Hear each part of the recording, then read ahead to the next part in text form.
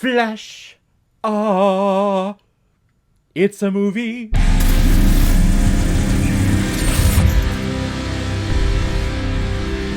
Flash Gordon, released in 1980 and is directed by Mike Hodges, who's also behind such films like Get Carter, Pulp, The Terminal Man, and Black Rainbow. And this movie is starring Sam J. Jones, Melody Anderson, Ornella Moody, Max von Sydow, T'Pol, Timothy Dalton, Mariangela Mulatto, Brian Blessed, and Peter Wingard. And the reason why we're talking about Flash Gordon today is because it was a PayPal recommendation and donation from a big-time contributor and supporter of this channel, Jeff Fry. Thank you very much for this recommendation.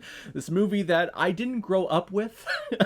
I only watched it in like the last 10 years, I would say, somewhere in there. I've only seen it once before this, and I'm pretty sure the reason why I watched this movie is because I saw the movie Ted, the Seth MacFarlane teddy bear movie, and all they talked about was Flash Gordon in that film. Actually, Sam Jones does appear in that movie, too, as a cameo. So I think I watched this after watching that, which I don't know if that discredits me as a reviewer on this film. And I know that there have been essays, documentaries, so many different reviews out there about this movie that, I mean, really, what is there not to say that hasn't been said about this film? So I'm just commenting on just my opinions and my thoughts on watching this movie for this review. Thank you very much, Jeff, for the recommendation. If anyone else out there also wants to be like Jeff Fry and help support me and contribute to this channel, you can select the QR code that is in the bottom left corner of your screen right now. Send over your donation of $5 or more with your movie recommendation, and if I have access to it, I will watch it, review it, and give you a little shout out just like what I did with Jeff Fry here. The Galactic Emperor Ming has targeted Earth for his next playful, toyful destruction, but thankfully, due to a bunch of fantastical events, football quarterback Flash finds himself in a space rocket that takes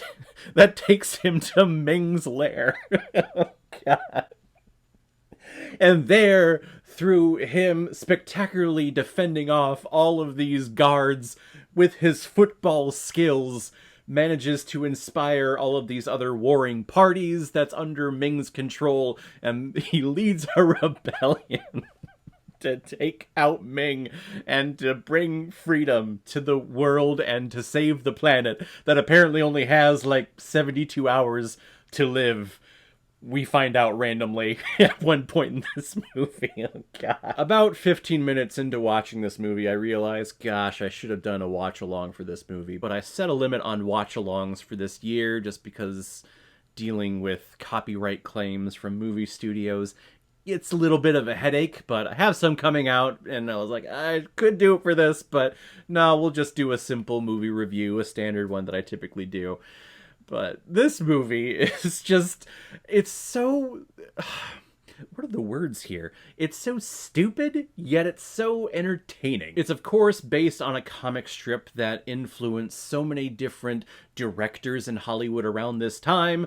Really, it's because of Flash Gordon that we have things like Star Wars and Indiana Jones. So I'm sure this was a property that so many directors and writers were trying to get their hands on and bring to the big screen, because this character, this property, absolutely deserves it for its influence that it had on pop culture at this time. But then we get what we get with this movie. Oh boy, where do I begin? Let's start off with Sam Jones, who is a presence on screen. You look at this guy and you go like, yeah, you know what? You're the hero. You are not an actor. Clearly not an actor. But you know what?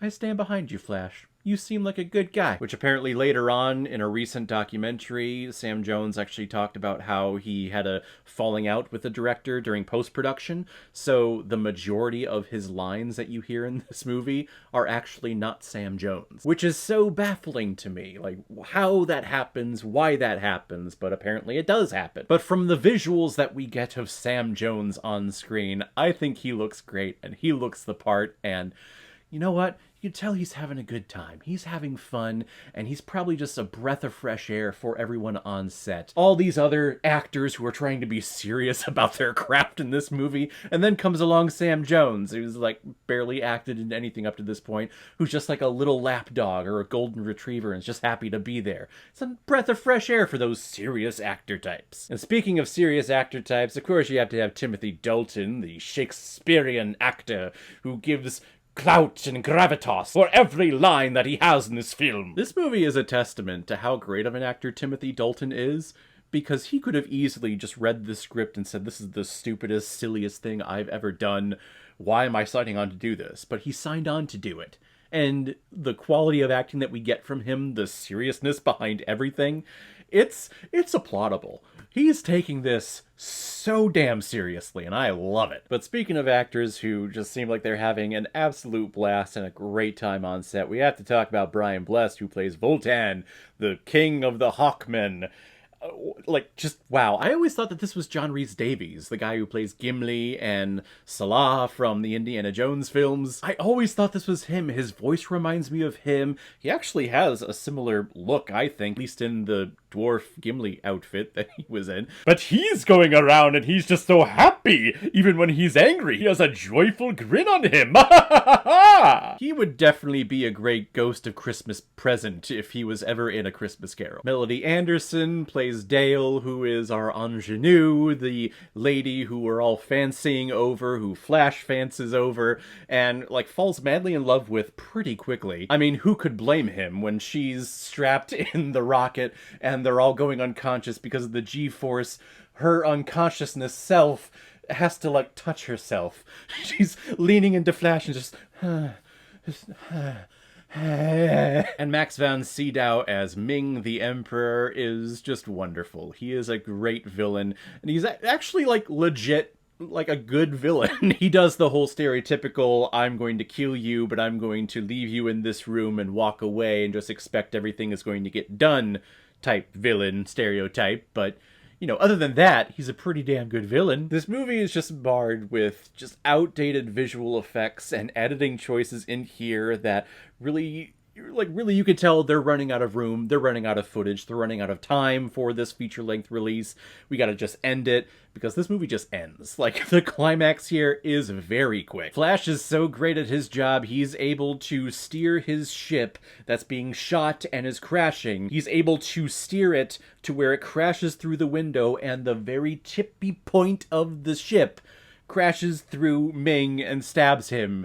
And he dies, or does he? And that's how Flash saves the world and the universe. That's how great of a person this is. And you know what? The more I talk about it, it makes sense, because this guy is a quarterback and he has to be able to hit his destination wherever he's throwing the ball. So you know what? Yeah, if he's crashing a ship, he knows exactly where to take it. That's football and sports ball skills, my friend.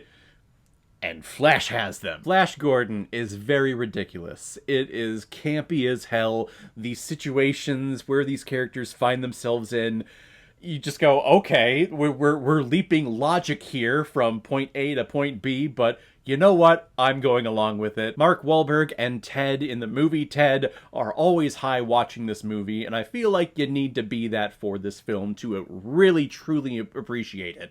Of course, I wasn't high when I watched this movie. I've never been high, unfortunately. But you know what? If you are like me and you don't get high, this movie is still a fun-ass time. I'm gonna give Flash Gordon 4 out of 5 Blu-rays. I like it a lot. So guys, if you've seen Flash Gordon, what did you think about it? Or if you've never seen it before and you stumbled across it because of this video, then comment below and let me know what you thought about it. And as always, if you like what you see here, if you like my take on movies, then hit the subscribe button and make sure you hit that bell so you know the next time I release my next movie review. So guys, I will see you next time on the channel, but in the meantime, be well, be good to each other, and go watch a movie. Take care, guys.